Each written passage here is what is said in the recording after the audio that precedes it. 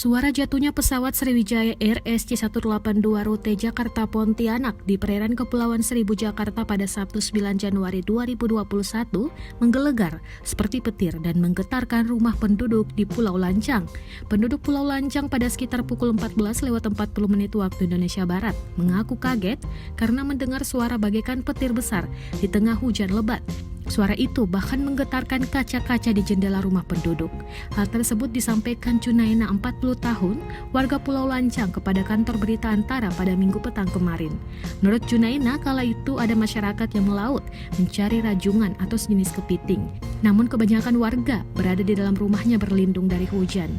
Junaina mengatakan jarak rumahnya dari bibir pantai hanya sekitar 200 meter. Akhirnya kabar sebenarnya datang dan tersiar sekitar pukul 16 waktu Indonesia Barat di pulau yang masyarakatnya sebagian besar nelayan itu. Setelah ada pengumuman Kementerian Perhubungan bahwa satu pesawat maskapai Sriwijaya Air hilang kontak di sekitar perairan di Kepulauan Seribu. Kabar itu juga diperkuat oleh warga lainnya yang kembali dari melaut.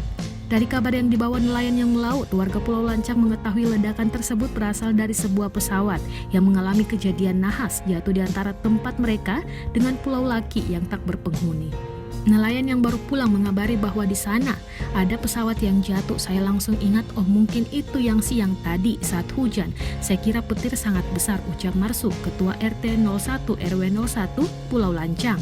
Marsu menyebutkan, ketika mendapatkan kabar tersebut banyak warga Pulau Lancang yang dikerahkan untuk melakukan pencarian dan evakuasi di lokasi jatuhnya pesawat yang akhirnya diketahui merupakan milik Sriwijaya Air SC182 rute Jakarta Pontianak dengan nomor registrasi PKCLC. Hendrik Mulyadi, nelayan ranjungan di sekitar Pulau Lancang, Pulau Laki, menjadi saksi kunci kejadian nahas pada Sabtu siang tersebut.